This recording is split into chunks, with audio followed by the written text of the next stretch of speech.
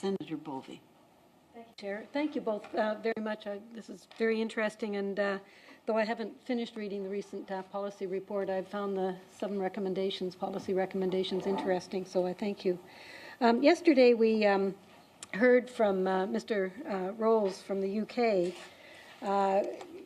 as he was talking about Canada's proposed approach, resulting in Canada being in contravention of certain obligations related to the UN drug conventions. He said, quote, "This honesty and legally accurate statement is far preferable to denying the reality of partial noncompliance or somehow attempting to hide behind dubious legal arguments to accommodate legally regulated cannabis markets, such as a suggestion made by some U.S. officials that treaties do, in fact, offer sufficient flexibility to accommodate legalization.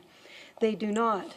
And Mr. Walsh and both of you, the report that Balancing Treaty Stability and Change that you were both authors of, you say in the foreword, in anticipation of the scenario, referring to many countries coming into this, in which a growing number of jurisdictions opt for cannabis regulation, despite the obvious breach of the drug treaties, it entails governments and the UN system should give serious consideration to options for managing these policy shifts in ways that can help to reinforce the UN pillars of peace and security, human rights development, and the rule of law, and in ways that can help to modernize the drug treaty regime itself.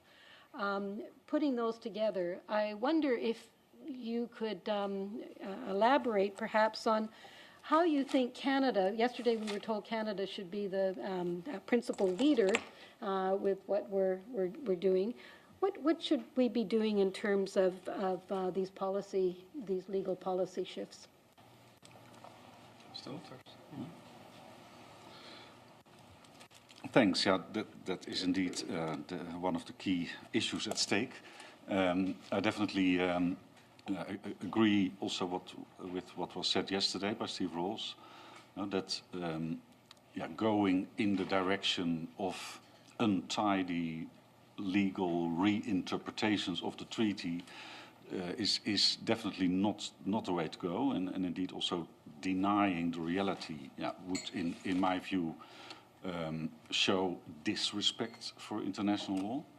There have been some suggestions in that direction, indeed, from the US and a few others, basically out of the dilemma that the international community is facing, that it is so difficult to amend these treaties that most countries prefer to avoid that discussion altogether. So that's why they try to find some creative reinterpretations to just to avoid the reality and the necessity to come up out of respect for international law with real solutions for those tensions. In terms of Canadian leadership and also how to move the UN drug control system more in general towards more human rights protection, health, peace, etc. There have been very promising developments going on around the special session of the UN General Assembly, where we also both participated in. There has already been a marked shift in the discourse. And you can see that in the outcome document of the 2016 UNGAS, which focuses much more strongly than all the political declarations before on issues like drug control has to be in full compliance with human rights obligations. It also talks about realigning drug control with the Sustainable Development Goals. Of course, that is the broader framework that for the whole international community at the moment.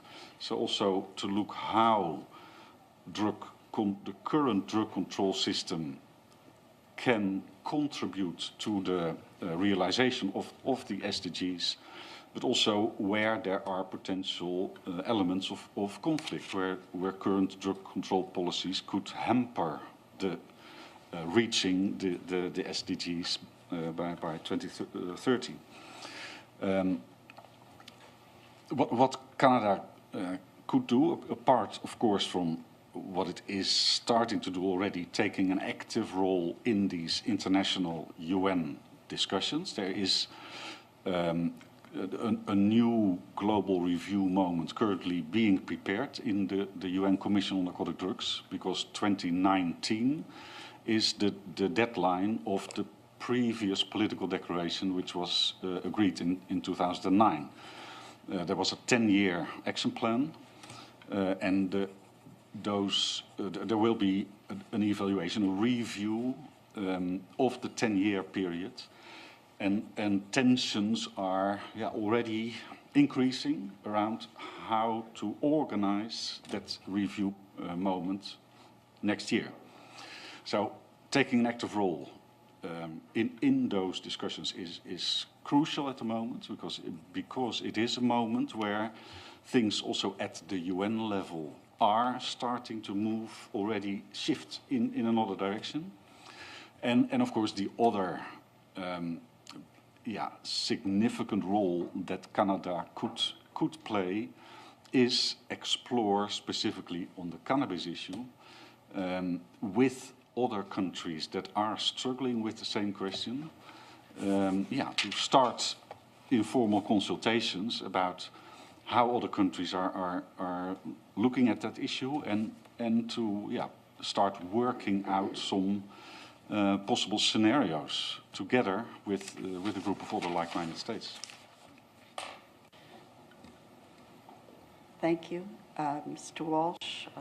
Yeah, I think I would only add... have some shorter interventions where you have a long list here. So. Very briefly, Canada has already, I think, ensured that the idea that this so-called elephant in the room of regulated cannabis cannot be ignored any longer, including in multilateral fora. And I think the role of Canada as the first G7 country to go this route with a democratic mandate gives Canada some big advantages in discussing it from a human rights, health, security, and democracy point of view that will be very well received and will allow many other countries to want to participate in that conversation. Thank you.